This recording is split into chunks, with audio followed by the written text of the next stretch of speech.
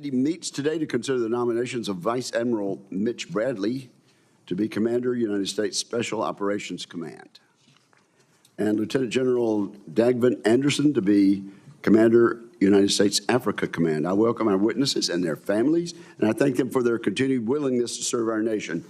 If confirmed, Admiral Bradley will assume command at a time when Special Operations Command, Socom, faces a formidable challenge. Socom is being asked to build a force capable of combating the advanced militaries of China and Russia while simultaneously remaining fully engaged in the fight against violent Islamic terrorism. At the same time, special operators must be ready to respond at a moment's notice as our nation's premier crisis response force. It is clear to me that the role and importance of Socom is greater today than at any time since its establishment 4 decades ago. However, Socom's budget does not reflect this reality. Its budget has remained flat since 2019. Adjusted for inflation, that amounts to roughly a 14% cut in purchasing power. To amplify that point, Socom identifies $757 million in unfunded requirements for fiscal year 2026. We want to ensure that Socom is fully resourced to meet the demands placed on it. Admiral Bradley should tell us how he plans to meet those demands and how we can help. If confirmed, General Anderson will confront a growing array of threats on the African continent. The Chinese Communist Party views Africa as a critical link in Xi Jinping's unprecedented global military expansion and continues to purchase new bases for the People's Liberation Army. Vladimir Putin remains fully engaged in his destabilizing campaign to trade security assistance for access to Africa's abundant natural resources. This is one of Mr. Putin's ways to fund his malign activities around the world. All the while, Islamic violent extremist groups aligned with ISIS and Al-Qaeda remain an enduring threat in Africa. Despite the growing complexity and scale of threats on the continent, Africom remains under-resources in both manpower and in critical capabilities like intelligence, surveillance, and reconnaissance. I look forward to General Anderson's assessment of Africa's importance to our national security, as well as his description of what Africom's strategy should be to counter the growing threat posed by China, Russia, and other adversaries across the continent. I'm particularly interested in how General Anderson plans to use America's economic tools, including the Office of Strategic Capital, to combat Chinese influence. If confirmed, our nominees will confront a global security environment that is defined by emboldened, aggressive dictators in Beijing, Moscow, Tehran, and Pyongyang. They view this fight as a global fight, unconstrained by geographic boundaries and the traditional forms of warfare. This axis of aggressors blends conventional military power with asymmetric tactics, including economic warfare, disinformation, and the use of proxy networks to undermine American security interests. The witnesses before us today will play a key role in the Department of Defense's efforts to combat these challenges, and I look forward to hearing them address these and many other concerns during today's hearing. With that, I turn to my friend and colleague, Ranking Member Reed. Thank you very much, Mr. Chairman. Admiral Bradley, General Anderson, welcome, and congratulations on your nominations. I want to thank you for stepping forward to continue your long careers of service. I'd also like to extend my appreciation to your families who were with you every step of the way and will continue to serve alongside you. Admiral Bradley, you've been nominated to lead the United States Special Operations Command, or Socom, at a time of important transformation. Because of the efforts and sacrifices of the special operations community over the past 2 decades, the threat from ISIS, Al-Qaeda, and other violent extremist groups has been greatly diminished. Now, America's national security interests are challenged by the aggressive and often coordinated ambitions of China, Russia, Iran, and North Korea. Our Special Operations Forces, or SOF, are not only needed to maintain pressure on violent extremist groups that threaten our homeland, They are also key to addressing the challenges posed by these adversarial nations. As the recently released soft operating concept proposes, quote, joint soft capabilities will help deter conflict by changing a competitor's political calculations, denying achievement, or imposing costs that outweigh potential benefits.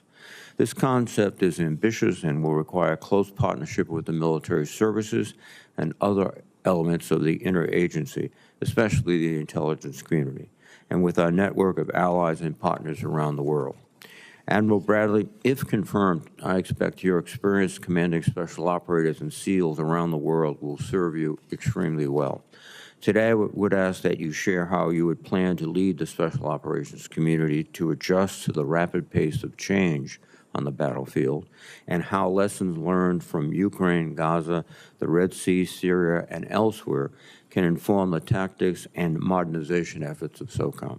Additionally, I'm interested in how you would leverage unmanned systems, artificial intelligence, space, cyber information operations, and other capabilities in Socom missions.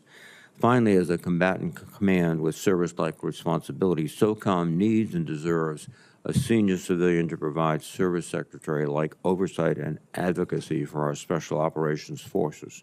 Congress has sought to empower the Assistant Secretary of Defense for Special Operations and Low-Intensity Conflict to fulfill that mandate. Admiral Bradley, if confirmed, I ask for your support as the Department continues to work to fully implement those reforms. General Anderson, you have been nominated to lead U.S. Africa Command, or Africom. In Africa, our adversaries are focused on building trade relationships while seizing influence from us.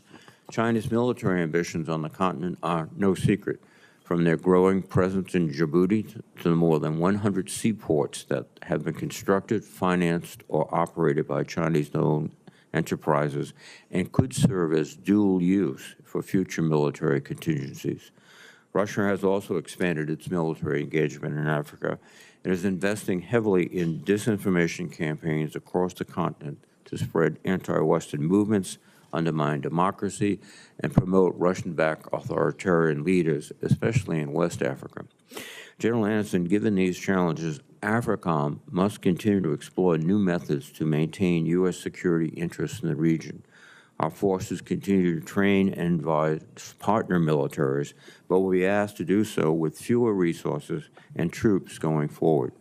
I would ask you to share your views on the current security situation, the best approach to establish and maintain close partnerships with partner nations, and how we can seek to engage a whole-of-government effort to address the political and economic instability in Africa.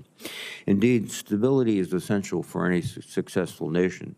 For decades, we have relied upon our State Department diplomats and the U.S. Agency for International Development, or USAID, to develop deep, lasting relationships in Africa that can outlast China and Russia's coercion. The outgoing Africom Commander, General Langley, described our competitive advantage against Russia as, quote, not just building military and security capacity. The story needs to be told about the successes of USAID and State Department collectively for all of our operations, activities, and investments. I am deeply concerned that our soft power leadership in Africa has been significantly undermined over the past several months. General Anderson, I would like to know your perspective on the importance of diplomacy and development tools to achieve our national security objectives in Africa, and how you would work to ensure our competitors do not capitalize on the dismantling of USAID in the region. Thank you both for your service and willingness to lead in this challenging time, and I look forward to your testimonies. Thank you, Mr. Chairman. Thank you very much, Ranking Member Reed. Now, Admiral Bradley, you may make your opening statement and feel free to introduce any friends and relatives you have with you supporting you today. Thank you, and good morning, Chairman Reed, Chairman Wicker, Ranking Member Reed, and distinguished members of the committee.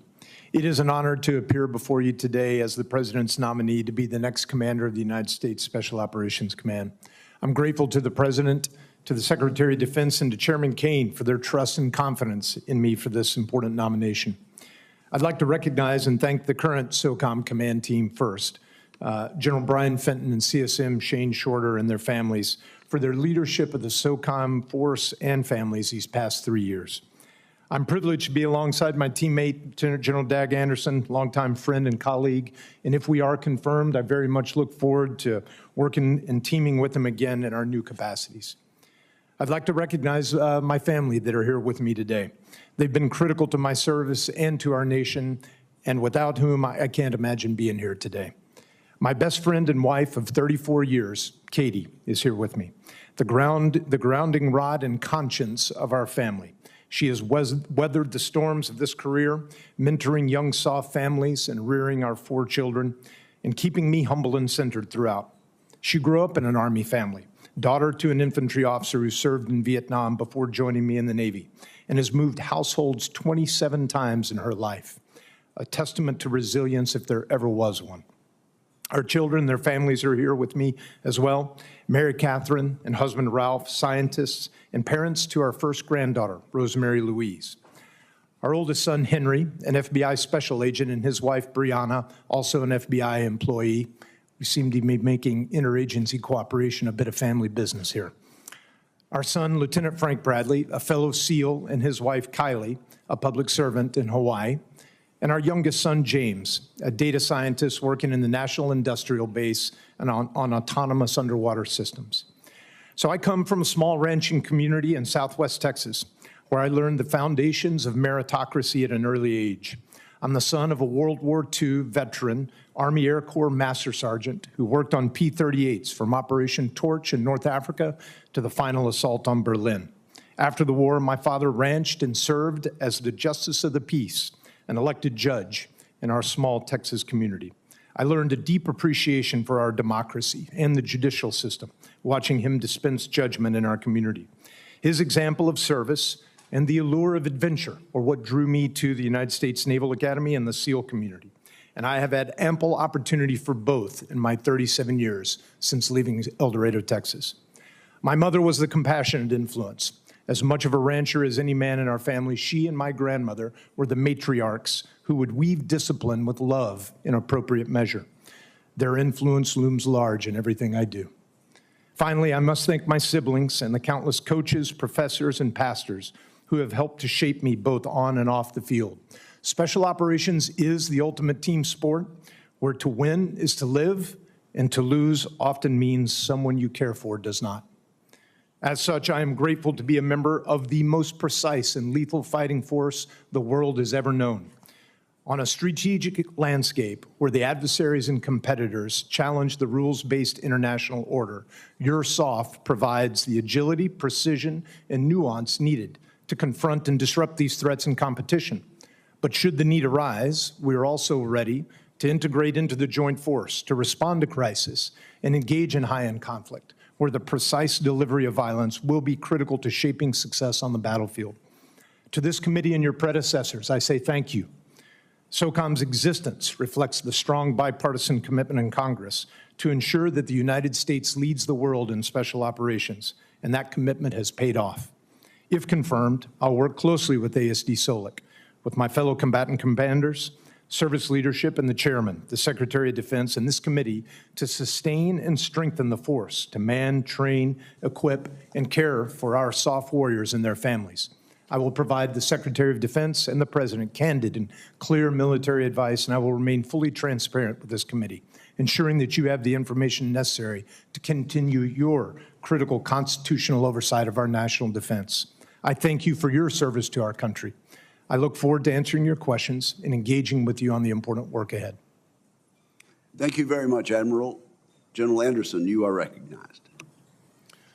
Chairman Wicker, Ranking Member Reed, and distinguished committee members, thank you for the opportunity to appear before you this morning. It is truly a humbling honor. I'm honored by the President's trust and confidence in nominating me to serve as the commander of U.S. Africa Command, and I am grateful for the support of the Secretary of Defense and the Chairman of the Joint Chiefs of Staff. I'd also like to recognize General Langley's 40 years of distinguished service and strong leadership and the team that he and Sergeant Major Mike Woods forged. I am joined today by my wife of 26 years, Liz, a native of the great state of Maine. Her unwavering support and sacrifice have been instrumental to my service and the success of the mission. Liz is the heart of our family, and despite 9 schools in 6 states and 3 countries, she is the reason we have 2 strong and talented daughters, Hala, who is watching from Paris today, and Lilia, who is here with us. My commitment to service is rooted in the values instilled in me by my family. My grandmother, a nurse, served her community well into her 80s. My grandfathers, one a sailor in World War I, the other a Marine in World War II, were ordinary people who answered the call during extraordinary times. My mother, Roberta, a special education teacher, and my father, Charles, a police officer, modeled public service, selflessness, and integrity. These values have guided me through 33 years of military service. My parents are watching from my hometown of Ypsilanti, Michigan, home of Rosie the Riveter and Willow Run, where at the age of 17, I learned to fly alongside these symbols of American ingenuity and resilience. It is an honor to sit beside Vice Admiral Mitch Bradley, a special operations teammate and one of the finest leaders and warfighters I've served with. If confirmed, I concur with Admiral Bradley that it is truly a team sport and look forward to collaborating closely with him and all the combatant commanders to confront the complex emerging challenges of today. My career has followed a non-traditional path with 7 joint assignments across 4 commands, ranging from conventional warfighting exercises in the Indo-Pacific to conducting special operations in the Middle East and Africa, and from global mobility to stateside training. My experiences abroad have shaped my career. I had the privilege of studying in the Czech Republic, where I witnessed an outpouring of support for America after 9/11. Almost 23 years later, I had the honor to speak at the 80th anniversary of the liberation of Pilsen by Patton's Third Army. Thousands gathered, waving Czech and American flags, a powerful reminder of our shared values and enduring ties. And while I've flown several aircraft, the missions flying the U-28, a modest single-engine prop, were among my most rewarding. In under 2 years, a team of operators, engineers, and acquisitions experts turned an urgent need into a mission-ready, highly capable surveillance platform, a testament to empowered innovation meeting battlefield requirements. As the commander of Special Operations Command Africa, I witnessed how Africa, strategically positioned between the Atlantic and the Indo-Pacific, is increasingly at the convergence of great power rivalry and terrorism. China is expanding its approach from focus on economic influence to greater military and information operations. Russia's actions are frequently destabilizing and run counter to U.S. interests. Terrorist networks continue to exploit ungoverned spaces, posing a direct threat to our safety and security. During my time at Special Operations Command Africa, an American citizen was taken hostage in Niger. Within 96 hours, we located him, coordinated with multiple African partners and European allies, and Joint Special Operations Command executed the rescue. The speed and success of that mission underscored the seamless integration of the joint force and the importance of strong relationships. When we called in the middle of the night, our partners answered. If confirmed, I look forward to building on that success and those relationships. I will keep this committee informed. I will be a responsible steward of taxpayer dollars, and I will lead by example to advance U.S. interests and counter adversary threats. Thank you for your unwavering support to the men and women in the U.S. military, and thank you for this opportunity. I look forward to your questions. Thank you very much, General Anderson, and thank you both for being with us.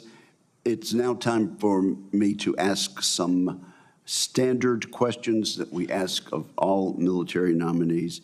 To exercise its legislative and oversight responsibilities, it is important that this committee and other appropriate committees of the Congress be able to receive testimony briefings and other communications of information. So if you'll just answer yes or no, you can answer simultaneously, and we'll be watching. Have you adhered to applicable laws and regulations governing conflicts of interest? Yes, Senator. Yes. Okay, just a yes or a no is fine. Do you agree, when asked, to give your personal views, even if those views differ from the administration in power? Yes. Yes. Have you assumed any duties or undertaken any actions which would appear to presume the outcome of the confirmation process? No. No. Will you ensure your staff complies with deadlines established for requested communications, including questions for the record in hearings? Yes. Yes. Will you cooperate in providing witnesses and briefers in response to congressional requests? Yes. Yes. Will those witnesses be protected from reprisal for their testimony or briefings? Yes. Do you agree, if confirmed, to appear and testify upon request before this committee? Yes. Yes. Do you agree to provide documents, including copies of electronic forms of communications, in a timely manner when requested by a duly constituted committee, or to consult with that committee regarding the basis for any good faith delay or denial in providing such documents? Yes. Yes. And thus ends our standard questions. Let me ask one that has become somewhat standard, and we've gotten encouraging responses from all of our witnesses. Much of the funding in the Defense Reconciliation Bill, the big, beautiful bill, as the president calls it, is unspecific and will technically be at the discretion of the Department of Defense, though this committee will write recommendations for them. We do that because of the rules. A quick yes or no answer from each of you. Do you commit to follow the Congress's spending recommendations in defense reconciliation unequivocally? Admiral Bradley. Yes. General Yes. Anderson. And Admiral Bradley, you in particular will be receiving quite a sum of money for Socom priorities, and we want to work together to make sure it is used for the most pressing needs. So I thank you for your answers there. General Anderson, you talked about the activities of China in Africa. You talked about the activities of Russia under their dictator Vladimir Putin. Why do they do this? Are they helping Africa out of the goodness of their hearts? Senator, I appreciate the concern. I see that from my time at SOC Africa and my time in the Joint Staff, that there's growing activity from both China and Russia on the continent. Both of those nations see their futures running through the continent and is key to their strategy. I think we can look at several of the things that have been done that have not necessarily been good for the people of Africa. I think they are aware of that. I think when we can highlight that, it helps them understand the risks of dealing with China and Russia, whether that be debt diplomacy from China or the corrosive effects of the Africa Corps, previously known as Wagner, in those societies.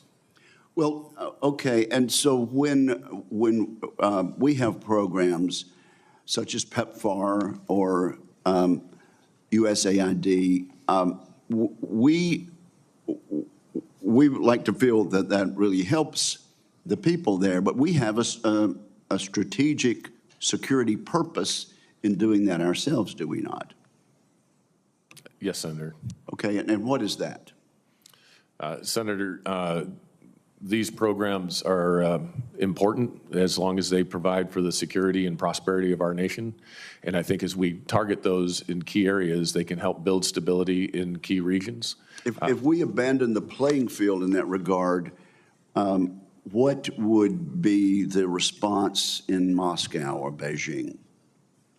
I think they'd be celebrating, would they not? Well, Senator, I know that if there's opportunities, they will seize them. Yes. Now, on Socom, let me just say the Socom's budget has been inadequate. There's been a 35% increase in combatant command requests for Socom support over the last 3 years. In the last decade, there's been a 200% increase in crisis response missions executed by Socom. 14% budget cut, though, in Socom, as I pointed out in my opening statement, since 2019, when adjusted for inflation. And in raw numbers, 4,000 troops cut from Socom, and $757 million in unfunded requirements for fiscal year 2026. Now, Admiral, the reconciliation bill included $1.64 billion to support Socom's readiness and modernization priorities. Do you agree with me that Socom's budget is inadequate to meet growing global demands? Senator, as you've described it, I've heard General Fenton make a compelling case with those same statistics and believe those to be true. And let me just point out to you and make sure you agree. Reconciliation was always meant to be additive to, not a replacement for the core budget. Absent real growth in Socom's future budget request, your command will face significant resource challenges. Is that correct? Senator, we will absolutely use the resources that are provided to us with ruthless prioritization to go down through the tasks that are given to us. Inevitably, though, with the current operations commitment that exists, that will mean that we will have to mortgage some of our modernization initiatives to be able to pay for that readiness to sustain those current operations. Well, listen, we will not be able to be generous with either of you, but we do want to hear what you really need, and we're going to be depending on the two of you and your teams to let us know that, because if something goes wrong and you didn't have the capacity to cover it, then they shouldn't look to you if this body hasn't provided you with the resources. So thank you very much. Senator Reed, you are recognized. Thank you very much, Mr. Chairman. When General Fenton delivered the posture statement last year, he said, I quote, "Our interagency efforts also have included close cooperation with the Department of State and U.S. Agency for International Development with the implementation of the Global Fragility Act in coastal West Africa, fundamentally focused on preventing crises in failed states before they can occur." Similarly, Africom Commander General Langley testified, U.S. investment focused on stabilization, conflict prevention, and peace building, democracy, governance, economic growth, and public health attack the roots of terrorism and tyranny more than bullets and airstrikes ever will. For both of you gentlemen, why are such efforts in our vital national security interests and not just humanitarian good deeds? And what do we risk by walking away from these investments? Admiral Bradley? Senator, thank you. In my 34 years, I've had the opportunity on many continents to work closely with our humanitarian, our AID, our diplomats. And I've seen the executors, even at the non-governmental organization level, provide important capability for the U.S. I also recognize, however, that there are many priorities, as we just talked about, and the prioritization of the budget across those is a difficult thing to balance and to manage. I pledge, and I believe that throughout time we have always worked as an integrated interagency to be able to bring the multiple levers of influence and power that the U.S. needs to achieve its policy objectives. And if confirmed, I would pledge to continue that. General Anderson, particularly in Africa. Yes, Senator. From my time in South Africa, much like Admiral Bradley, I've worked extensively with State Department, USAID, and NGOs across the continent to meet requirements. Africa is very much an economy of force theater, so we have to maximize the limited resources we have. So going forward, we'll look at where we can find those opportunities, whether it's with State Department and the aid that they can provide, bringing and working with the non-governmental organizations. We've worked closely with several in Africa. Also looking at opportunities with the Office of Strategic Capital or private equity, as private firms may be able to invest and help in some of these areas as well. And I think one of the things that Africom is positioned well to do is to convene people to have these discussions, understanding we provide the military aspect of it, but we can provide a venue to bring folks together to look at the security implications of these investments. Given the current situation in which the State Department is being hollowed out and that USAID is being effectively abolished, have you lost a valuable strategic tool? Senator, I understand that's still under review for the foreign assistance, and that much of that's being transferred to state. So if I'm confirmed, I would have to assess what's available and how we can best use that for our national interests. Admiral Bradley, the same question. Are you losing a very valuable tool? Senator, I'm very confident that however the distribution of those tasks and those efforts are made, we will continue to work with them closely to make sure we bring the best combination of those levers and tools to bear. Admiral Bradley, what are your modernization priorities for Socom? Senator, thank you. As we look to the future, the conflicts that Socom might be called to participate in, I've had the opportunity this last 3 years to participate in General Fenton's leadership team as a member of the board of directors.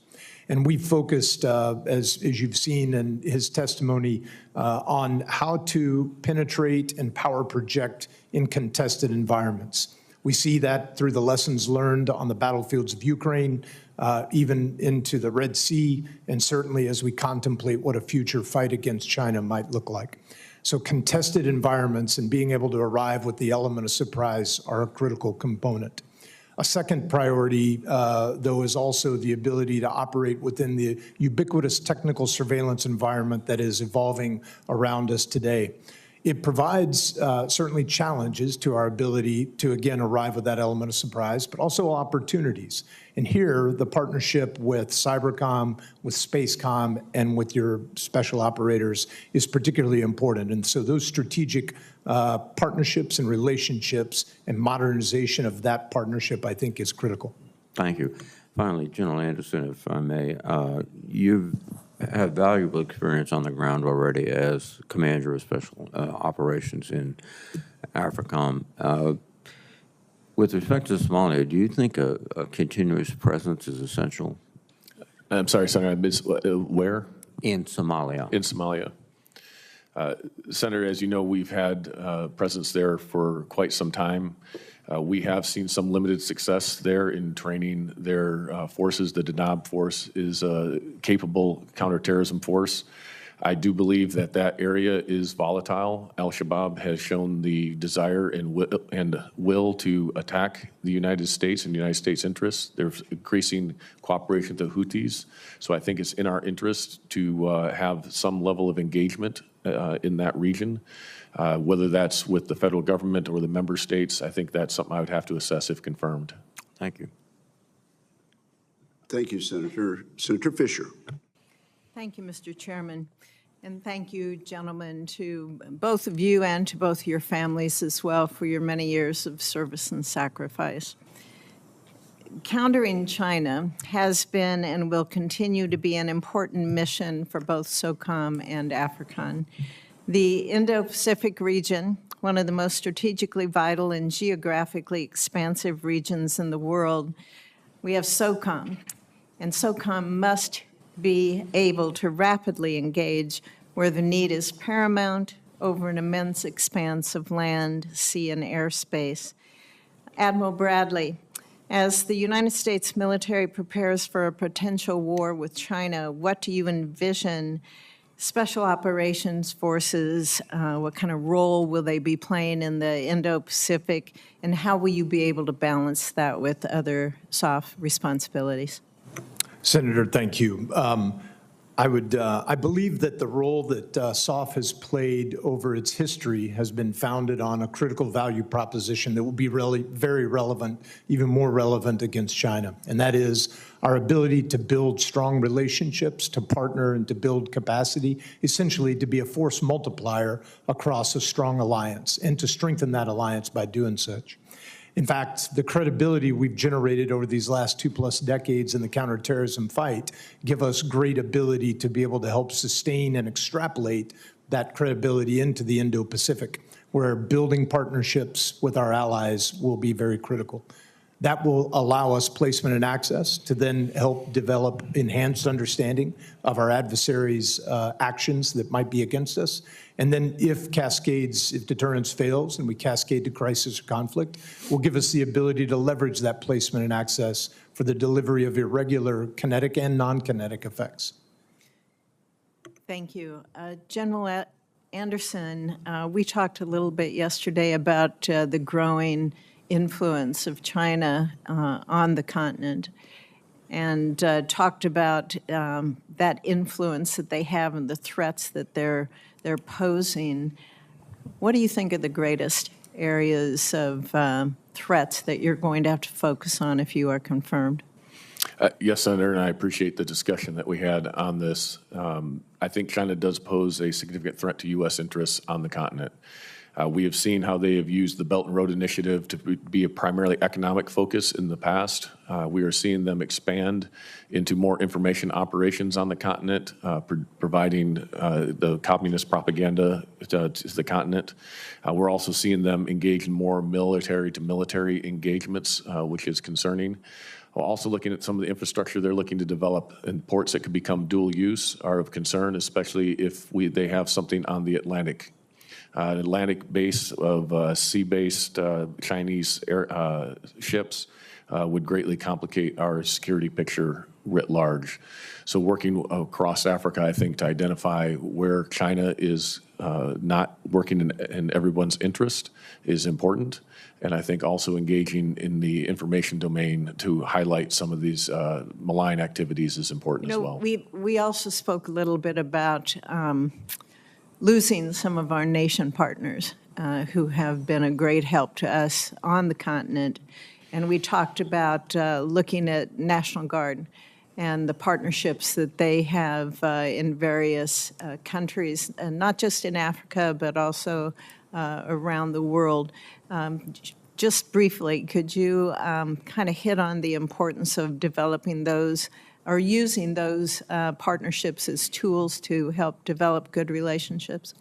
Absolutely, Senator. I think the State Partnership Program is one of the best programs we have within our department. It establishes long-term relationships. It allows engagement and builds capability and readiness for our forces as well as theirs. I think what you brought up is an interesting point, especially Nebraska, who has partners on the continent, but also with the Czech Republic, is there's opportunities that the State Partnership Program can bring these partners together and help burden share some of the of that effort, and so that we can use the expertise. The Czechs bring great expertise and capabilities to help train our African partners, and combined with the State Partnership Program, I think there are some opportunities there without a doubt. Okay, and Admiral Bradley, short question, Mr. Chairman, please. What's your view on the importance of the space domain with regards to special operation forces, and how would you leverage that new command? If you would take that for a question for the record, the chairman's anxious to gavel me out. Senator, I will. Thank you very much. A very, very fine question, Senator Fisher, which is going to require a lengthy response on the record. Senator Kane. Thank you, Mr. Chair, and congratulations to both of you for your nominations. I just noticed in looking at your bios, you both have had in your professional career some significant experience in programs kind of with international partners. So Admiral Bradley, your posting to the Italian equivalent of their sort of SEALs, the Incursori, and General Anderson, your reception of the Olmsted Scholarship. Talk about how in each instance this was important to your professional development. Senator, thank you. I think I was most surprised and rewarded with being able to see the world through the eyes of a different culture. And as close even as the Italian culture is to America, in fact, many immigrants, a large portion of the country here, but they could still see the same event in a decidedly different way. I believe that experience both deepened my family's closeness, an appreciation for the rest of the world, but also helped to deepen my own empathy to be able to understand the way other people might see things. So you clearly conveyed a benefit to these Italian allies by being posted there, but also received a benefit in return that has helped you in the leader you are today. General Anderson, tell us about the Olmsted program. Yes, Senator, it was in hindsight, a transformative program to be able to study abroad and to be immersed in the culture.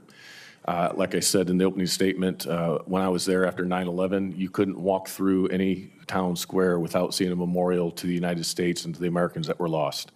Matter of fact, when I walked to school that morning on September 12th, there's a statue of Thomas Georg Masaryk, the first president of the Czech Republic. On that square, you couldn't walk through it because it was covered with flowers and candles. And across the chest of the statue was in Czech a banner that said, "We stand with you for democracy." It was a pretty powerful reminder of what those relations mean and what the American way of life and our values stand for to many people. And this was a number of years ago at a time when it probably would have been hard to imagine a land war in Europe, but the relationship the United States has had with the Czech Republic, including in the current conflict in Ukraine, has been a very important one. We also have a lot of programs where we bring military leaders from other nations to the United States to participate in programs at the Naval War College, the Army War College, and others. If you benefited from the experiences in the Czech Republic and in Italy, I believe from my own observation, these programs are also pretty important to building relationships with foreign military leaders who come to the United States. Do you share that view? Senator, I do. Yes, The reason I asked the question, I was interested in the commonality in your resumes in this way, is I'm very, very worried about the budget that the administration has submitted, and the rescissions package we voted on is dramatically undercutting these exchange programs. I haven't yet seen the effect in the DOD, but in the rescission package that we passed last week, it was very not specific about details, but you can tell a little bit from how these rescissions will be used in state from looking at the administration's submitted budget. The administration's submitted budget for 2026 basically eliminates a lot of funding that goes into this. The Bureau of Education and Cultural Affairs in the State Department, which handles these programs for diplomats, the recommendation is that it be cut by 93%. And many of the RIFs that were done a couple Fridays ago in the State Department laying off people who do this work. This is the Fulbright program, and this is other exchange programs. These programs that the U.S. has funded have educated more than 600 current or former heads of other nations. They've come to the United States and gained experience here. 88 Nobel Prize winners are alumni of these exchanges, and the administration proposes to cut the budget by 93%. I'm very worried about that.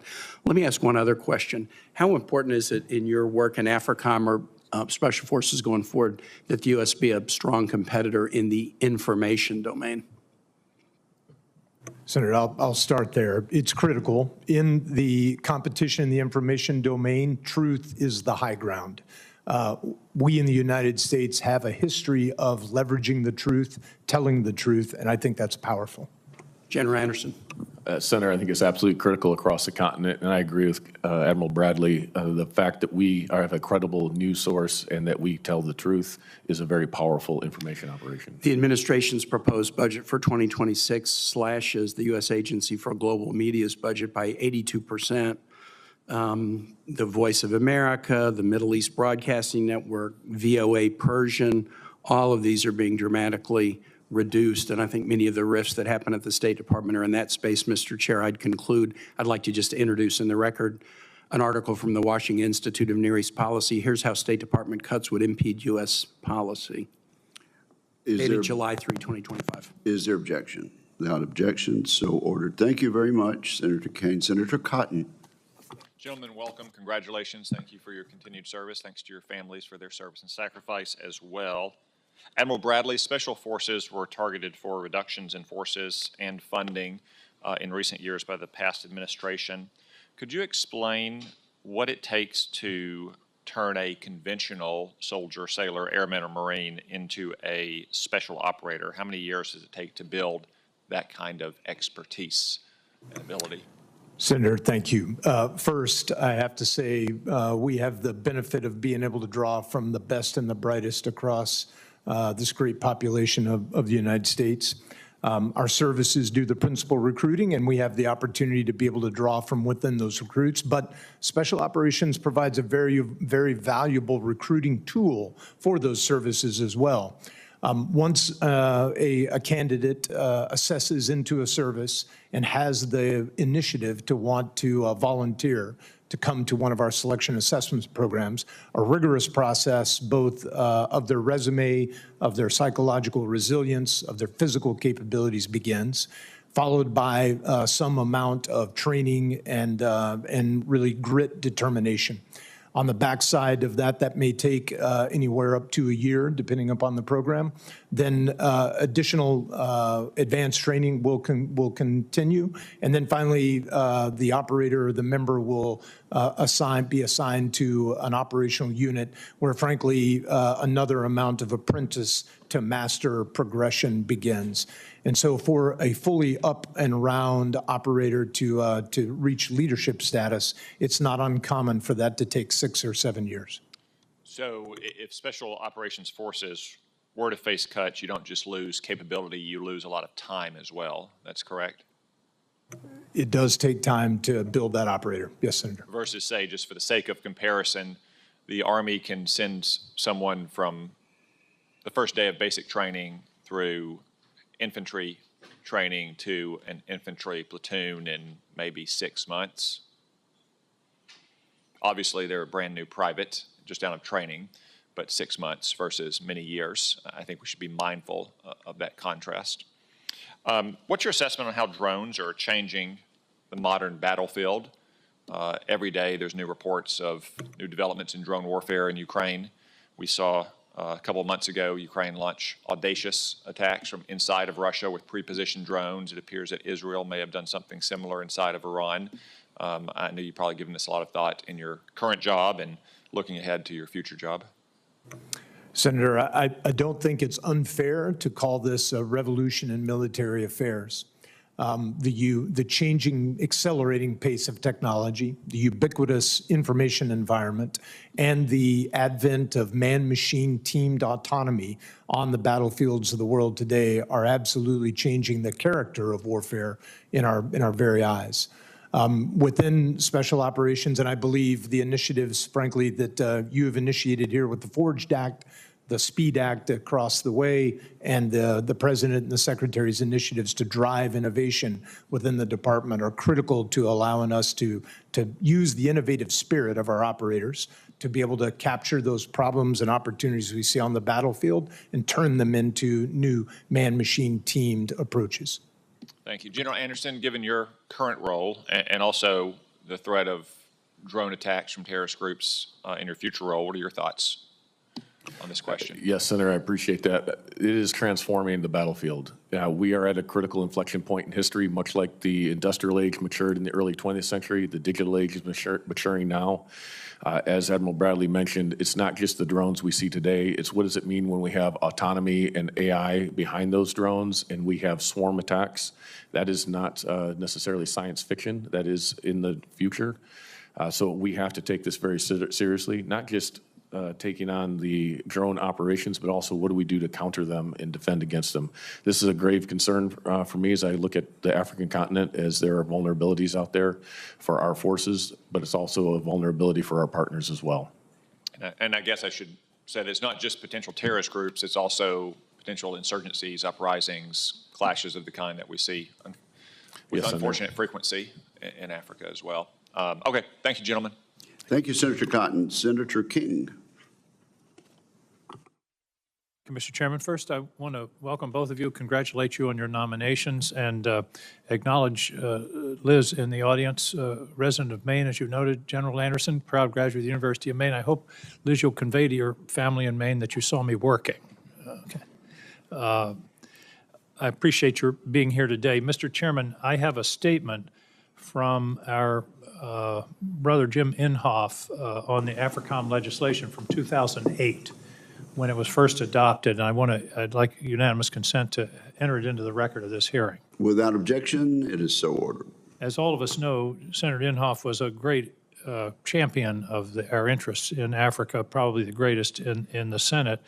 I note in his statement, again from 2008, my resolution recognizes the strategic importance of the African continent and encourages the Department of Defense, the State Department, and USAID to work cooperatively together with our African allies to bring hope to the continent.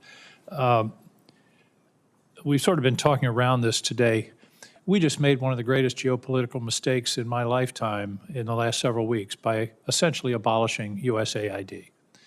And I don't expect either of you to answer questions directly about that because it could jeopardize your appointment. But there's just no question. The term soft power is kind of unfortunate because the emphasis is on soft, but it's power. And as both of you have testified, communications is important, relationships with the countries, stabilization, anti-terrorism, developing good relationships, the PEPFAR program, the malaria program, education programs, democracy promotion programs are essential to our ability to compete with the Chinese and the Russians in the African continent. In talking to some friends who have been deployed there, their view was that we just made an enormous gift, particularly to the Chinese. And as the chairman suggested in his opening statement and questions, there's no question in my mind that our recent actions in essentially dismantling and abolishing AID has met with celebration and approbation in Russia and China. General Anderson, one of the things that concerns me, and it relates somewhat to the AID question, but more generally, is the rise of terrorism. And you mentioned September 11th. That was 19 people. And my concern is with our so-called pivot to the Indo-Pacific, we're taking our eye off the terrorism ball. Could you share with us the thoughts about the status of al-Qaeda and ISIS in Africa and what we should be watching out for and being concerned of? Yes, Senator, I appreciate that concern, and if confirmed, I will definitely make this a priority to assess, as it's been 4 years since I was at SOC Africa. With that said, though, we have seen the terrorist groups move much of their operations into the ungoverned spaces of Africa, both ISIS and al-Qaeda. We're seeing ISIS active in Somalia as well as in West Africa, ISIS West Africa. AQIM and their affiliate JNIM are also very active in the Sahel, both with intent to attack U.S. interests. Whether or not they have that capability is not clear. And so, to your point, one of the greatest concerns we have is having enough resources and enough relationships to be able to understand how these threats are progressing. So we have an adequate amount of indicators and warnings, and we know what the threat to the United States could be, so we could take action.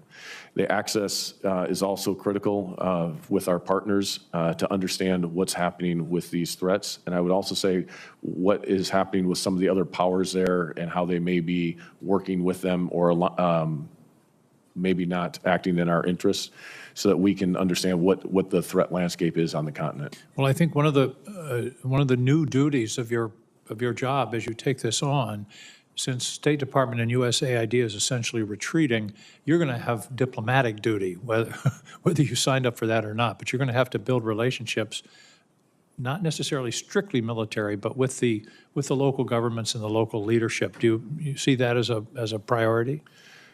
Senator, where those areas, where we prioritize those areas, we have the best return on our investment. I think it is important to build those relationships.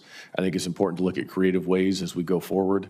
One of the greatest powers the United States bring is our economy that's largely done through private investment. So finding opportunities in the continent as it continues to expand and grow in population, I think is an opportunity. And then working with NGOs to identify some of these. I've worked with several in the past that have been very productive in engaging in some of those areas that you're talking about, that we help them understand the environment, and then they are able to execute the actual engagements.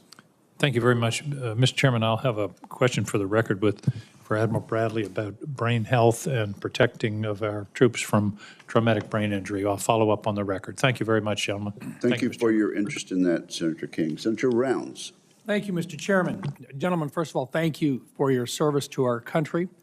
To your families also, I just want to say thank you because you sacrifice a lot as well, and we most certainly recognize that, and we appreciate what you do to help both of these gentlemen be successful in their careers. Gentlemen, I've heard from, at least now, from 29 senior department officials, including every service chief and 8 combatant commanders, that vacating the 3.1 to 3.45 gigahertz and 7.7 to 8 gigahertz bands of the spectrum would have negative consequences for our warfighting capabilities. Being forced to share these bands with commercial interests in a non-optimal way would have the same impact. Admiral Bradley, does the Special Operations Force have capabilities operating on the 3.1 to 3.45 band and the 7 and 8 bands of spectrum, which would be used in a conflict with China? Senator, thank you. I have to say that I am not intimately aware of all of the systems across Socom. I can speak to my personal experience in these last 3 years. And I do agree that both directly, some of our systems operate in those bands that we rely upon for critical tactical capability, but also indirectly, the service systems that operate on those bands are very important for us as we integrate with the Joint Force. Thank you. Would those capabilities be negatively impacted if DoD were forced to share those bands? Senator, I believe they would. Thank you. General Anderson, same question. Does Africom make use of capabilities which reside on or make use of those bands of the spectrum? Senator, Africa being a remote location, we depend upon satellite communications that use some of those bands, as well as the air and missile defense systems that are on the continent. Thank you, sir. Admiral Bradley, your predecessor testified earlier this year that Socom makes up 3% of DoD's forces and less than 2% of the budget, all while missions have increased by over 170% compared to the last decade. Is it fair to say that if we're going to continue to ask more of Socom, more resources will be needed to enable those increased missions? Senator, thank you. As I've watched General Fenton make the compelling case about that exact equation you described, I think that is a conclusion that comes out. An alternative is we just do less. We do fewer missions. We have to say no more times. You're the tip of the spear. Seems to me that we should be doing everything possible to make sure that those young men and women have the best and capable technologies and weapon systems available to them. General Anderson, how do you assess Africom's role in countering Chinese and Russian influence in Africa, particularly in regions where entities such as the Wagner Group or the PRC-affiliated commercial ventures are exploiting governance or security gaps? What strategies do you believe are most effective in addressing these challenges? Senator, I appreciate that question. I think that is a critical area. How do we counter what these powers are doing on the continent when they run counter to U.S. interests? One of the areas when I was at South Africa that was useful was engaging with the partners and explaining to them what those risks were when they were working with these partners, especially when Wagner was trying to expand into the Sahel. While they have gotten a foothold there, we were able to explain to them the risks that would entail, the corrosive nature of those engagements, the lack of human rights that those nations bring. And so that was helpful in buffering. It also helped in some of the other coastal West Africa states as well. As far as China, I would say it's similar of engaging and countering some of the malign influence operations that are out there. We saw across the Sahel counter-Western, counter-French, counter-U.S. propaganda take hold, and that then turns the populations against our interests. Wouldn't it be fair to say that there is a combination of hard power, military power, but there's also the desire to have not just that stick, but the ability to offer other capabilities as well? Can you give me some examples of what we would call soft power that might be available or be very helpful to you based upon our current situations in Africa? Yes, Senator. Across the breadth of what our nation brings is important. Whether that's called hard power or soft power, it's influence, and how can we engage constructively with them? Can we encourage investment? Can we open sources to critical minerals?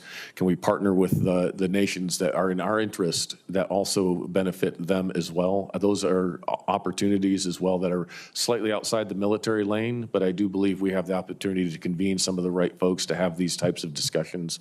And then again, engagement and building trust and partnership is critical, as we found in the past. Thank you, gentlemen. Thank you, Mr. Senator Chairman. Brown. Senator Ernst. Thank you, Mr. Chair, and thank you, gentlemen, both for being here today and your continued service to our great United States, your families as well. We appreciate their selfless service and sacrifice on your behalf as well. So General Anderson, we'll start with you, and we'll continue to build upon what Senator Rounds was discussing. History has shown that when America reduces her presence, our adversaries are quickly seeking to fill the void. So sustained U.S. leadership is essential to deterring those threats and preserving stability. This is something we talked about in my office, that I firmly believe that presence is power, especially when it comes to the forward posture of our American service members. So General Anderson, can you speak to why continued American leadership around the globe is essential, and in your particular case in Africa, why it is essential that we maintain a presence and how it is in America's best interests? Senator, I appreciate the question, and I agree that that engagement is absolutely vital. Having that access and that engagement and building of trust makes a difference when times of crisis or in times of need. Mm-hmm. When we call in the middle of the night, we want our partners to answer, and we want them to help. Mm-hmm. At the same time, it needs to be in our mutual interest. One thing I found, as you talked about in South Africa, is that we could often bring parties together that normally would not. We could bring some of the European partners together with the African partners and create a dialogue. And sometimes just that American presence as a trusted partner open that door to be more effective. I would also say, as you mentioned, small investment in small teams go a long way on the continent in working with our African partners. As an example, I was the first general officer to go back to Cote d'Ivoire after 19 years. The very first person who met me was the chief of the army, and the first thing he told me was how he thanked me for the training that a special forces team had given him as a captain 19 years before. And he said it was the best training he ever had, and he was very excited that we were able to restore relationship because it was the best training he had received, and he was looking forward to that for his army. And it didn't take a persistent presence. It took some episodic engagements and continued investment in that partner. What I have found in Africa is many of those partners that we work with are incredibly good partners. They're not looking for a handout, they're looking for a helping hand. And if we can help them build that capacity, they're willing to try to stand on their own. That is amazing, and thank you for reaffirming what I have always believed as well, is that relationships matter. And our friends will never forget that, neither will our enemies. So we'll continue on. We could talk more about China's presence. I think a number of our colleagues have covered down on that. So we'll go ahead and turn to Socom and Admiral Bradley. Thank you so much for your continued leadership within the organization. And we've already talked a little bit about the fact that Socom, you've earned the reputation that the command can do more with less. And I have heard Socom commander after Socom commander come in front of the committee and state, it really doesn't matter, we'll salute smartly and move out and execute our mission. But we are reaching a point where, as you have very clearly stated today, that if you don't continue to see growth, especially adjust for inflation within the department, that you will have to do less. You will have to dig in deeper and make the necessary cuts. So we are in an era of heightened threats and expanding mission demands. I believe that do more with less mindset can no longer be sustainable. Do you agree with that? Senator, I do. In fact, we've adopted the term less with less to ensure we apply the ruthless prioritization to achieve the highest priority of those missions. And given the increasingly complex threat environment, we need to be able to strengthen SOCOM's capacity to deter our near-peer adversaries. So that does require us moving beyond a stagnant budget. So if confirmed, Admiral Bradley, then what is the vision for SOCOM and how do you do that ruthless prioritization? Senator, thank you. If confirmed, our priorities are the priorities of the department. Defend the homeland, ensure that we deter China, and ensure that our force multiplication of an already strong alliance is strengthened even further. Thank you, gentlemen, very much. And again, to your families, thank you for your sacrifice as well. Thank you. Thank you very much, Senator Ernst. Senator Schmidt. Thank you, Mr. Chairman. Actually, Admiral, I'm glad that you ended that way because those sort of prioritizations of America, which is defend the homeland and really this pivot to the Indo-Pacific has been absent in a lot of the questions that have been asked. A lot of the questions that have been asked, I feel like I've been teleported into the Foreign Relations Committee. And I want to ask you, since it was brought up, I had no plan to talk about this. I'm going to just read off a few things. $500,000 for electric buses in Rwanda, $3.3 million for civic engagement in Zimbabwe, $300,000 hold a pride parade in Lesotho, and almost $900,000 for electrical reforms and voter education in Kenya, $1.2 million for Afrobarometer public opinion survey, $116,000 for media strengthening activity in Liberia, $8,000 for promoting vegan food in Zambia, African hive camping and tours to create adventure camps for backpackers, graphic design training in Nigeria. Do you think these are in the best interest of the United States of America, given the scarcity that we have? Senator, I know there are a lot of priorities that have to be balanced through the budget process. I know that, and I appreciate your story. You were very willing to opine about other things that were sort of policy matters in my view. These are policy matters, and I think that when we do this stuff, it totally undermines the desire to have real soft power. Like, I'm not disputing the idea that soft power exists. My contention is that all of this nonsense that continues to be defended in many ways inhibits the ability to do exactly what you're articulating, which is there are smart things to do that aren't just about blowing things up and killing people. But that has been crowded out with a mission creep in this wandering foreign policy that just believes that we can just do all this do-gooding stuff around the world. And getting back to what you said at the end of your last statement, which is defend the homeland and understand that our chief threat is in China. That's what I wanted to ask your questions about, and I'm going to. But I can't let this go on just without being responded to. Like, we're moving away from this stuff, whether people like it or not. Like, the American people don't support it. We have an administration that wants to move away from this stuff. And I applaud it. I might be in a minority on this committee. I don't really know. I don't really care, because I think that that's in the best interest of the United States, and we can have a robust debate about it. But I do want to ask you, because we're in this great powers competition, how does SOCOM assess the right balance between sort of the counterterrorism mission that's existed for a long time and isn't necessarily going away versus this kind of direct action, and especially as it relates to irregular deterrence and kind of this gray zone activity that's happening in the South China Sea in places where our allies are really in real threat. And we're not talking about electric buses in Rwanda. We're talking about, communist China here. Senator, thank you. Having had the opportunity to be a part of our counterterrorism operations, since 9/11, I've seen us achieve some great successes to diminish the threat against the homeland. The credibility that has come from that gives us very powerful entree with the alliance members in the Indo-Pacific.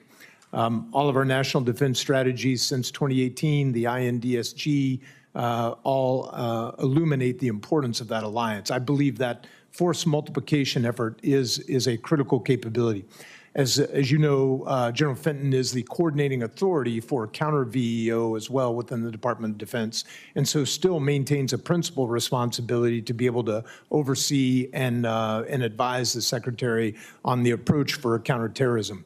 The most acute of those threats, those VEOs with external operations, aspiration, and capability are the top priority threats that we as a whole integrated interagency orient our priorities against. And I believe in many cases, in one instance in particular, the case of the Philippines is a great example. I was going to ask you about, yeah. That where our work with the Filipinos over the last 2 decades has allowed them to be able to keep that terrorist threat at bay, and frankly allowed us to weather a very difficult diplomatic season with a particular leader there, and now come out an even stronger ally. I agree. I think that's a great example, which leads sort of like the last question I have in limited time. Do you feel like our other really important allies in that region, say Australia and Japan, are prepared or sufficiently ready to work alongside us the way the Philippines has? Sir, I absolutely believe the Australians are, and I believe our other allies are working to come to that place as well. Okay. Thank you. Good luck. Congratulations. Thank you very much, Senator Schmidt. Senator Warren. Thank you, Mr. Chairman, and congratulations to both of you on your nominations. So the American military is built to defeat our enemies, not to create more of them.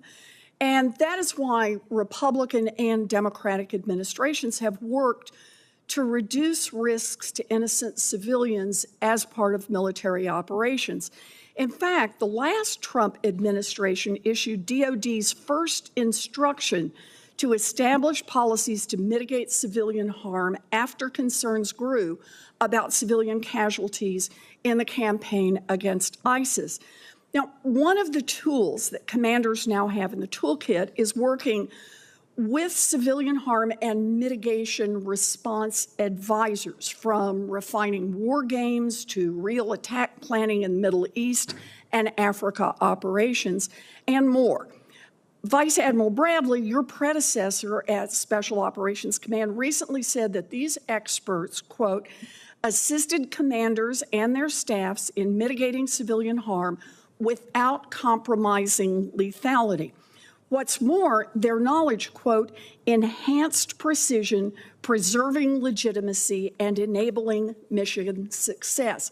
So, Vice Admiral Bradley, if you are confirmed, will you commit to keeping civilian harm prevention experts at Socom to advise you and your team?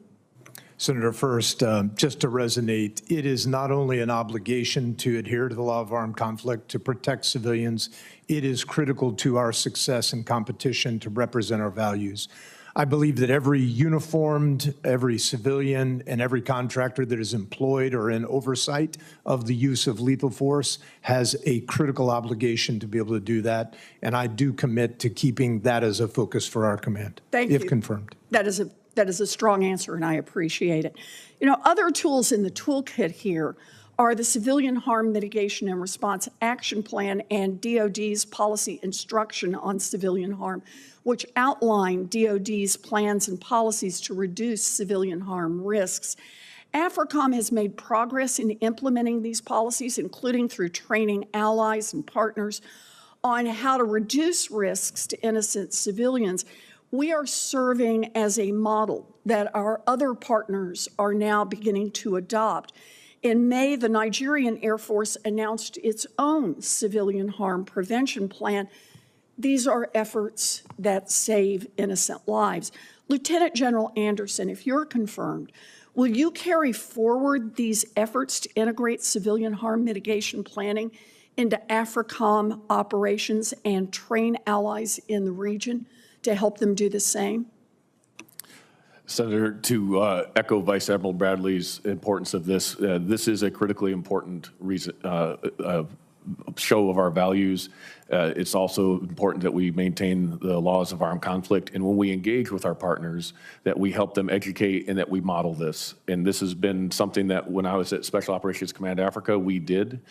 We worked with partners, and when we saw things or heard of things that were credible, we encouraged them to investigate and to look into this, and then we gave them assistance as needed in order for them to conduct their own investigation. So I will continue, if confirmed, to take that on at Africom. I appreciate that. I want to hit one other point here, because we also need to reduce harm to our own special operators. I've worked with Senator Ernst and others on this committee for years to address high levels of brain injury caused by blast overpressure. Exposed service members have reported debilitating symptoms, from seizures to depressions to suicidality. And now preliminary research is showing high rates of heart disease, chronic pain, hypertension, even links to brain cancer and neurodegenerative diseases. Clearly, we have a lot more we need to learn. So let me ask, Vice Admiral Bradley, if confirmed, you'll oversee tens of thousands of special operations personnel. Do you support DoD partnering with outside experts to study the long-term effects of blast overpressure? Senator, I do. I have seen great benefit from our partnerships with academia and other organizations that are studying this problem critically. Our number one soft truth is that people are more important than hardware, and the critical part of those people is the intellectual capacity. Of course, that is jeopardized by these brain health issues, and we see them as a critical contract with our operators and our operators' families to ensure that we keep them sustainable. Well, I appreciate that very, very much. If you're confirmed, I'll be calling on you to help us with that. There's language in both the House and the Senate NDAA that would help us get this study, and there are lots of organizations like Home Base Massachusetts who have the expertise to help us get these answers. We owe this to our service members. Thank you. Thank you, Mr. Chairman. Thank you, Senator Warren. Senator Tuberville. Thank you, Mr. Chairman. Good morning. Thanks for both of you. Thanks for what you've done for our country over your careers, you and your family. What a sacrifice it's been, but done an outstanding job. Admiral, I think far too long we've had our eyes on other things and not on our hemisphere, whether it's illegal migrants, drugs, or both.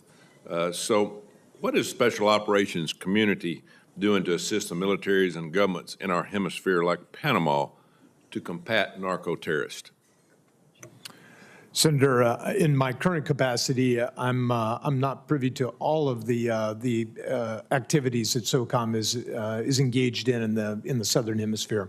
But in listening and watching General Fenton and his leadership over these last 3 years, I know that the partnerships that our teams have been engaging in and developing remain critical to being able to help them build capacity to be able to defend themselves, but also to provide security locally, which of course helps to prevent and secure our southern border as well. Yeah, you're very. I'm sure you're up on the point of the Darien Gap and the problems it's caused over the years, and relationship with our special ops down in that area, training people.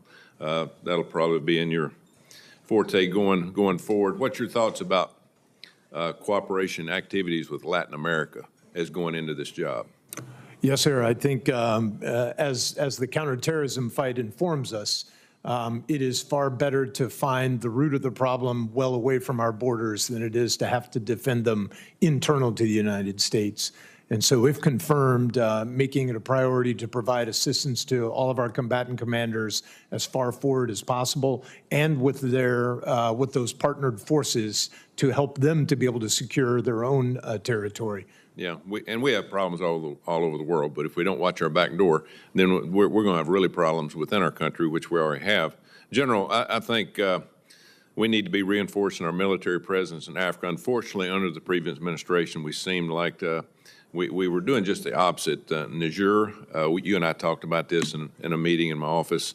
The vacuum that was caused there, China, Russia, Iran, were all too happy to feel the things that we were doing there. What's your assessment of our withdrawal from Air Base 201, and have we learned from these lessons, and your thoughts about maybe the future there? Senator, I appreciate that question, and there was a significant investment that went into that airbase. It was in a key area for us to be able to monitor the threat, so the loss of that is one that we'll have to find creative ways to continue to get the indicators and warnings of what the terrorists are doing in that area. I think we also have to understand that there is some volatility across the continent. So how do we make smart investments with the partners that we can continue to sustain? I will say that the relationships that we built in Niger with the military over several decades are still there. When the time is right, I believe there will be an opportunity, but that time will have to be determined, and if confirmed, I'll look at what that is. Yeah, after your confirmation, I guess by telling the committee and people even watching at home, why do we need to have presence in Africa? What is your thoughts? So Africa is key to any strategy. It sits on strategic terrain, just the waterways that it forms between the Straits of Gibraltar all the way down through the Suez Canal and the Red Sea. It is critical minerals and resources that are on the continent that we need for the future economy. Both China and Russia see their strategies going through the continent, and they are going to engage there. And so we can cede that ground or we can compete in that ground. And I think we have a very powerful tool to compete with. As Admiral Bradley mentioned, nobody brings more credibility to the counterterrorism fight than the U.S. As a matter of fact, when we rescued that hostage in Niger, the next morning was an influential blogger that posted, "The Americans came like the lion in the night. They killed their enemies and rescued their own. No other nation on earth could do that." And that is a powerful symbol across the continent and around the world of what our military and what the United States is capable of. And I do think that some level of engagement in Africa does matter. I'd agree it's an economy of force, but a small investment goes a long way so that we don't have strategic surprise that then distracts the United States from focusing on the rising threats in the Pacific and other areas. Thank you. Thanks, Mr. Chairman. Thank you, Senator Tuberville, and well said, General Anderson. Senator Sheehy. Thank you, Chairman. General, I want to thank you for what you just said there, because we've been hearing a lot today about how pulling back investment in certain programs in Africa is going to end the world and cede the entire dominance of China.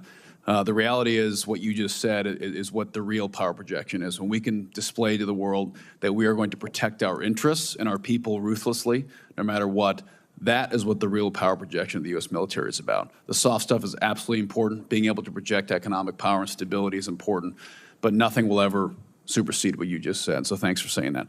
Thanks to both of you and your families for what you've done for this country and continue to do. Admiral, over to you. We're facing a very challenging naval atmosphere against China. They're building ships faster than we can, 230 times faster than we do, as a matter of fact. So if we should face a maritime conflict, our most asymmetric advantage is going to be our undersea special operations capability, how we can project that power manned and unmanned.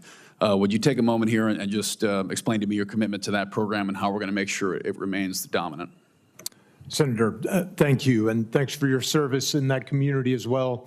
I believe from my time serving in our undersea community that the partnership between special operations and the Navy in this regard is singular in the world in its sophistication.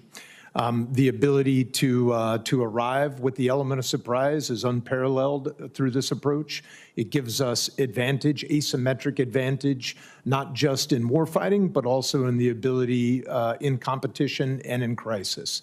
The special operations community has a unique and growing and deepening relationship with the United States Navy in this regard. And if confirmed, I would very much look forward to advancing that and continuing to maintain that asymmetry.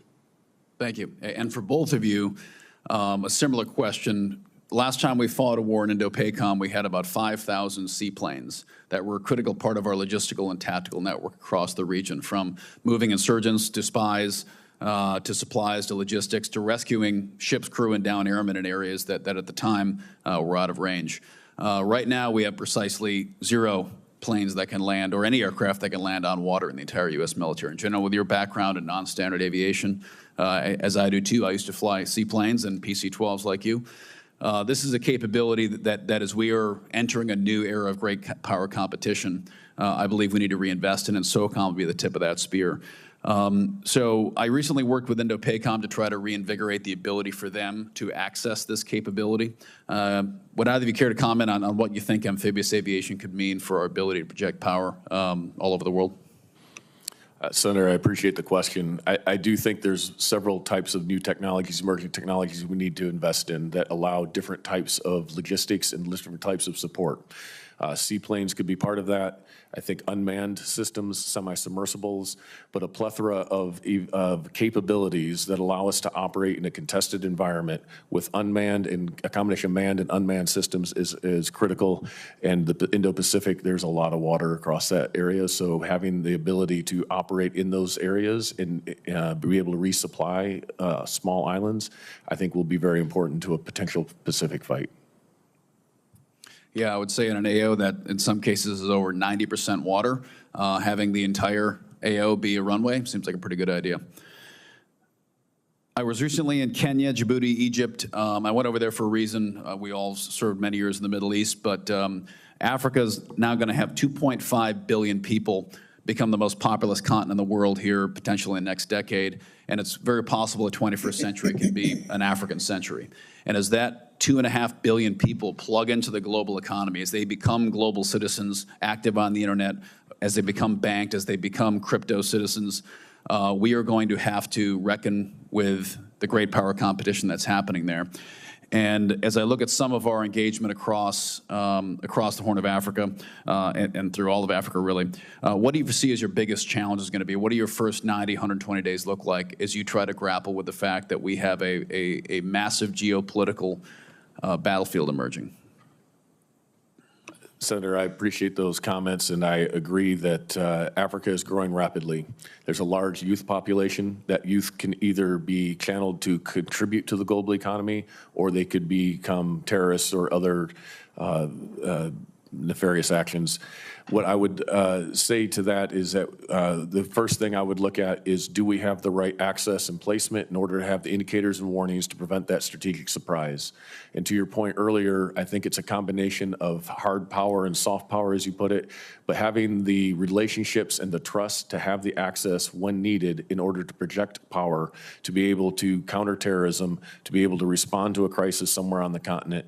And then also to understand what other powers are doing. So my first few days, if confirmed, would be focused on assessing that, and do we have the right posture and footprint, and what can we do to maximize the indicators and warnings? Thank you. I'm out of time, but I would also encourage you to take a look at Camp Simba and the upgrades required there. It's a key point, power projection for us in that region. Thank you. Thank you, Senator Sheehy. Let me ask both of you, with regard to the first set of questions Senator Sheehy brought up about seaplanes and that sort of capacity, is there anything on the horizon in that regard? So, Senator, there are a few out there that are being developed. I know DARPA is working on a project. There are some other companies that are looking at seaplanes and unmanned seaplanes as well. And Senator, across special operations, there have been experiments with that kind of capability. Thank you. Thank you very much. Senator Kelly. Thank you, Mr. Chairman.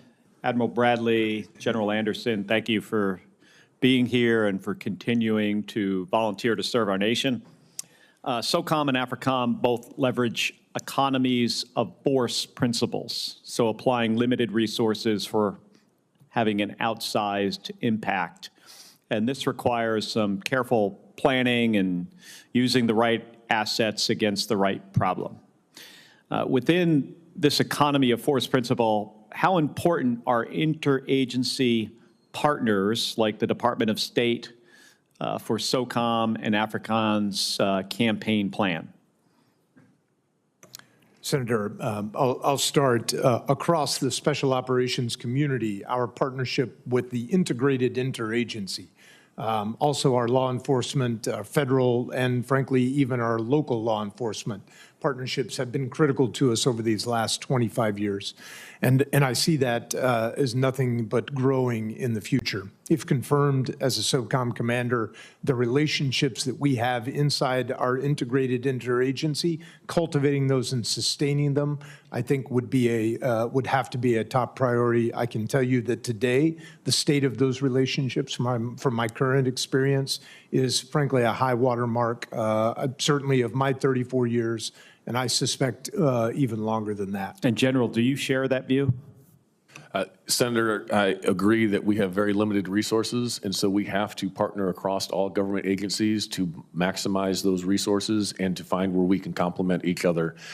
We provide the military piece of that, but to Admiral Bradley's point, my entire career with special operations has been working with multiple different agencies in order to maximize that, whether that's the FBI and using legal authorities in different parts of the world, working with our intelligence community, or with State Department and others to make sure we leverage the full authorities and capabilities of our nation.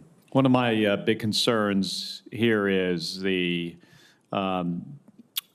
impact that the cuts to USAID within the State Department is going to have on our ability to build some trust with partner nations. That's a concern of mine. I'm not going to put you on the spot here on that topic, but I think it is something that I hope the two of you think about. Admiral Bradley, China and Russia currently waging some irregular warfare campaigns against us and our allies in a lot of different places. PRC is using violence to impose their will on the Philippines in the Second Thomas Shoal, and Russia has a long history of using irregular warfare, most recently in Ukraine. And leveraging your most recent experience as the commander of JSOC, how does the U.S. effectively wage irregular warfare to compete and win with Russia and China in the gray zone? Senator, thank you. In my last 3 years, I've had the opportunity to be a member of the Socom Board of Directors and really watch our theater special operations commands who are responsible for operations for the joint SOF community inside those areas. And I can tell you that our principal advantage that the SOF value proposition brings is understanding and enhanced understanding of those insidious actions, which are really preying on our alliance structure. Being able to illuminate that predatory activity gives our diplomats and our whole of government and our allies power to be able to stand against it and be resilient to it. That in turn strengthens our alliance and deepens our credibility when we want to partner and build capacity there. All right. Well, thank you. And finally, in my last minute here, General Anderson, I traveled, it's been about a year and a half now, but in the Sahel and, just parts of Africa where Wagner is pretty active, especially on social media, to exploit coups in Western Africa, commit human rights abuses. And when the Russians gain a foothold in these countries, they use a significant amount of disinformation to intimidate the local population, stifling opposing views while they claim to provide security. So, General, how does Russia's social media activity impact security and stability in Africom? Senator, I think that is one of Russia's greatest weapons that they're employing across the continent.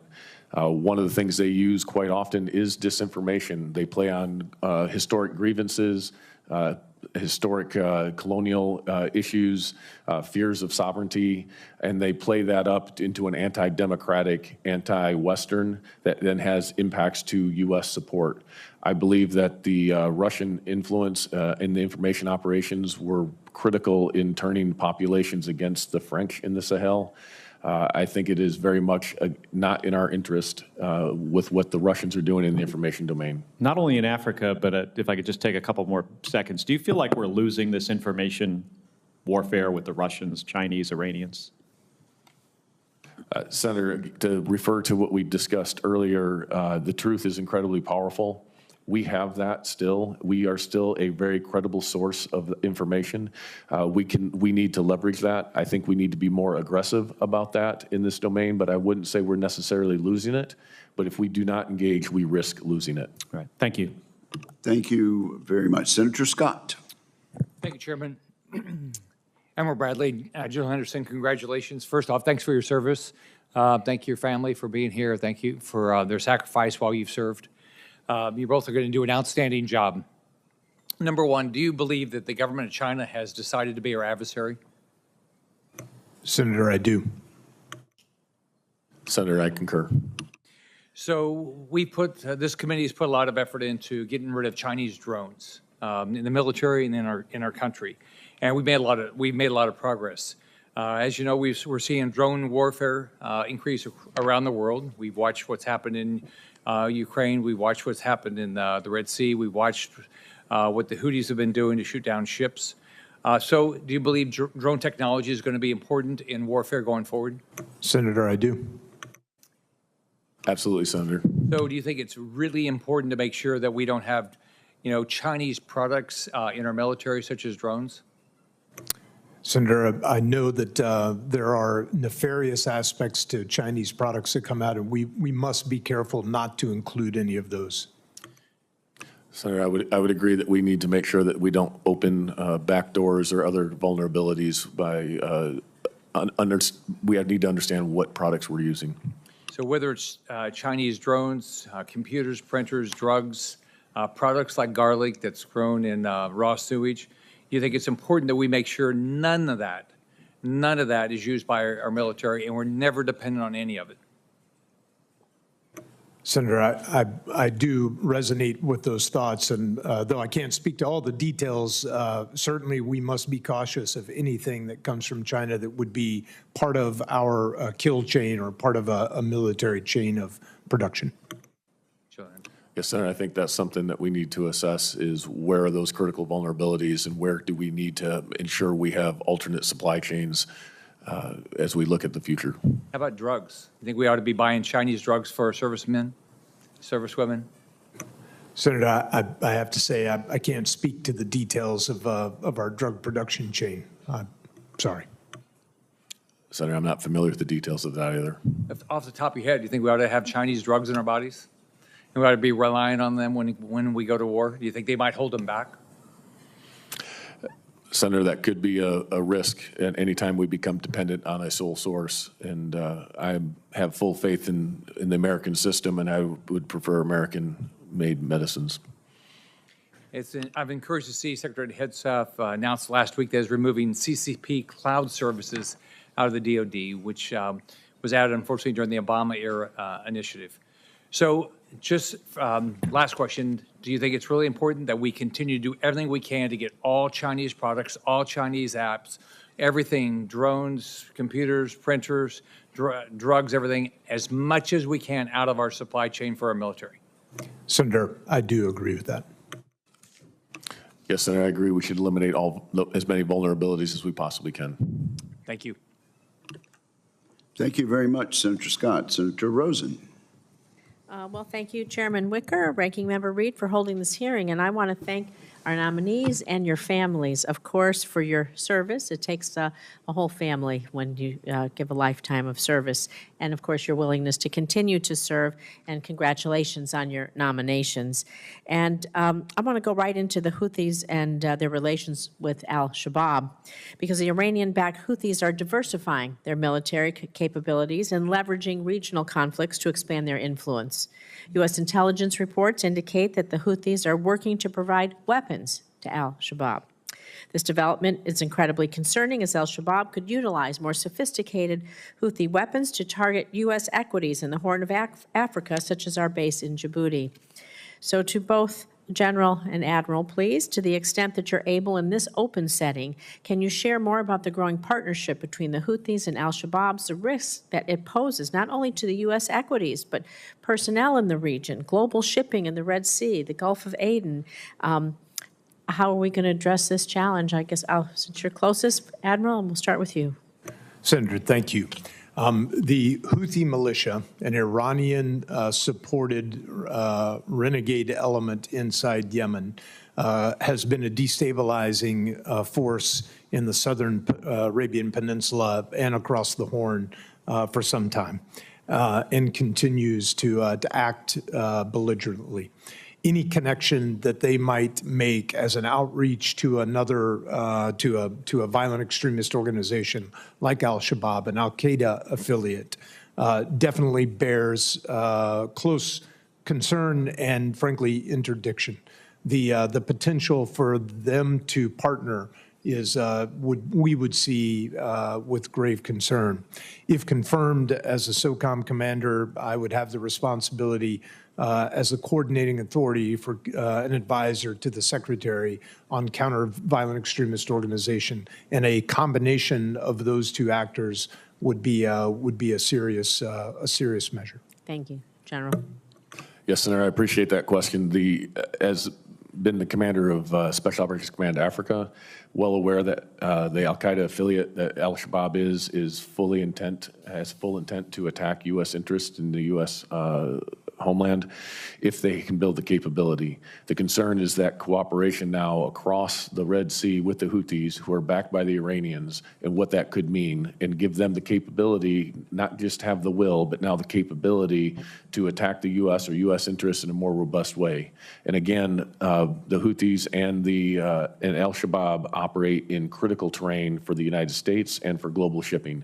And so the means for them to disrupt that and have impact on our interests is significant. So we need to do everything we can to stop that partnership.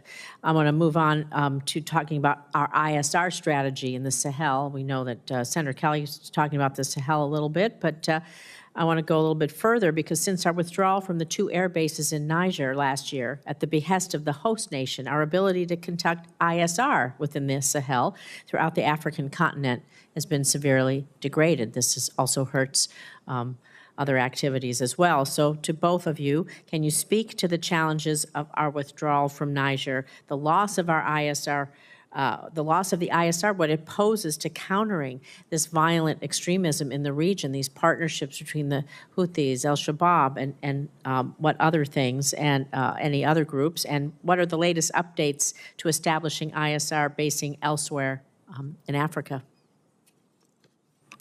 Senator, I appreciate that question, and we did use the ISR coming out of Niger extensively. The loss of that does make it more difficult. There is never enough ISR to meet global demand, as I understand, and that Africa as an economy of force theater will have limited assets available. I think it's important that we balance the exquisite high-end ISR capabilities where most needed, and then look at investing in other capabilities, whether that be emerging technologies that can allow some surveillance, partnering with key partners within the area, having intel sharing agreements so that we can gain understanding from them on the ground.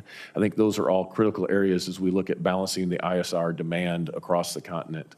As to where they could be in the future, if confirmed, I would look into that. I'm not privy to those plans right now. Thank you, Admiral. And Senator, just quickly, the evolving ubiquitous information environment provides us an opportunity here. The space, soft, cyber triad, an opportunity to be able to leverage what we call horizontal ISR, to be able to leverage the more and more information available publicly that people are freely giving through their use of social media. Thank you. Thank you, Mr. Chairman. Thank you, Senator Rosen. Senator Budd. Thank you, Mr. Chairman, and thank you both for being here. I enjoyed our meetings last week in the office. Congrats on your nominations, and thank you for your service and your sacrifice and that of your families and as well. Admiral Bradley, in our conversation last week, and I've said it publicly in this room many times before this hearing, we need more and not fewer special operations forces. A large reason is because of their ability to help train our foreign partners.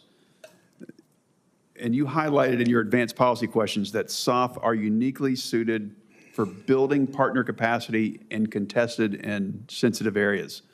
So how is Socom building partner capacity, particularly in the Indo-Pacific, and what is the joint force getting in return for those efforts? Senator Budd, thank you. I very much appreciated the time to visit with you, and thank you for your great support for all of our bases, my current headquarters there in the great state of North Carolina.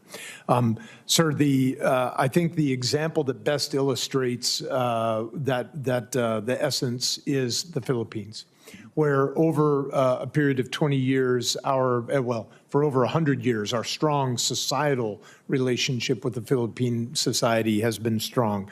But just within these last 20, our ability to help train, advise, assist the Philippines to counter the terrorism threat in their country has deepened that relationship, and in fact helped us to withstand a very troubled period diplomatically during the Duterte regime. And now on the backside, we have an even stronger alliance with the Philippines, which will be critical as we look at any action of deterrence in the Indo-Pacific. I certainly wouldn't want to speak for Admiral Paparo to talk about the overall region and where this fits relative to his other priorities, but I know from a soft perspective, our contribution to partnerships throughout the region are important, and we really bring that credibility from the counterterrorism fight to help leaven and deepen those. Thank you very much. General Anderson, I want to read you a quote from the DoD's 2024 annual report to Congress on military and security developments involving the PRC. So I'll tee it up with this and I'll ask you a question about it. It says, some of PRC's Belt and Road Initiative projects could create potential military advantages such as PLA access to select foreign ports to pre-position necessary logistics to sustain naval developments or deployments in water such as distant as the Indian Ocean, the Mediterranean Sea, and the Atlantic Ocean. So here's my concern. I'm concerned that the PRC's access to ports and the potential military advantage that this could give them. So alongside Senators Kelly and Scott, I introduced the Strategic Ports Reporting Act. It's a bill to require monitoring of the PRC's access to foreign ports. So if confirmed, do you commit to looking into the PRC's access to foreign ports in your area of responsibility? Senator, if confirmed, I will look into that, definitely. Thank you. And would you be willing to share with us some of your concerns in that area, particularly with PRC access to foreign ports? Senator, I think as we've seen across the Indian Ocean into the African area, AOR, into the Atlantic and even the Mediterranean, China is investing in ports globally. I think that should be concerning to us. I think it should be concerning to us not only that they could potentially use those as dual-use military ports, but what access can they deny U.S. forces or U.S. commerce as necessary in time of conflict. And so I think that this is an absolute critical area that we need to understand the vulnerabilities that may be posed by this. It doesn't mean that we don't believe in free commerce and economics, but at the same time, we need to understand our national security interests and what these may entail. Thank you very much. Question about the North Carolina National Guard, and we have, in particular, we have state partners in the Africom AOR. It's Malawi, Zambia, and Botswana. So, General, how do you view the future of the state partnership program and its ability to strengthen regional stability in Africa? Senator, I think the state partnership program is one of the greatest programs we have within the department. It builds long-term relationships. The nice thing about the National Guard and the partner nation is those same people will see each other decade after decade, and that builds a really powerful relationship that I think I know we can build upon. As a matter of fact, it was the California National Guard that we called upon to get the first information in Ukraine because they had long-standing relationships with that state partnership program there. The same thing can happen in Africa, where a small investment can have a great return for us in the future. Thank you both. Chairman. Thank you. Further questions? We're told that Senator Shaheen is on her way. I can fill a little time, Mr. Chairman. He's great at that. And there's a vote going on also. But yes, the gentleman is I was recognized. struck by the Admiral's comment that they'd moved 27 times in their career. My first job was moving furniture for Allied van lines in this area. Most of our customers were military families, and I'll never forget a military spouse saying, in terms of damage to the furniture, 7 moves equals a fire. So congratulations on surviving multiple fires. Thank you, Senator. Senator King, I'm a veteran myself, and I only served 4 years active duty. It seems to me that those people who've made 20 moves have been able to throw away a lot of things that my children and grandchildren may have to deal with, since I haven't moved now in over 30 years.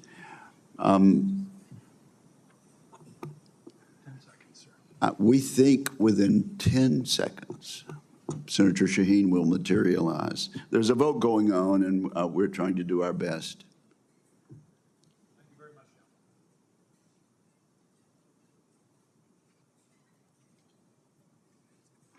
I don't believe we'll be able to go on with our hearing. So I want to thank our witnesses for their testimony, and there will be an opportunity for questions on the record. And so I would remind I would inform members that questions for the record will be due to the committee by 5 p.m. today. And with that, we are adjourned.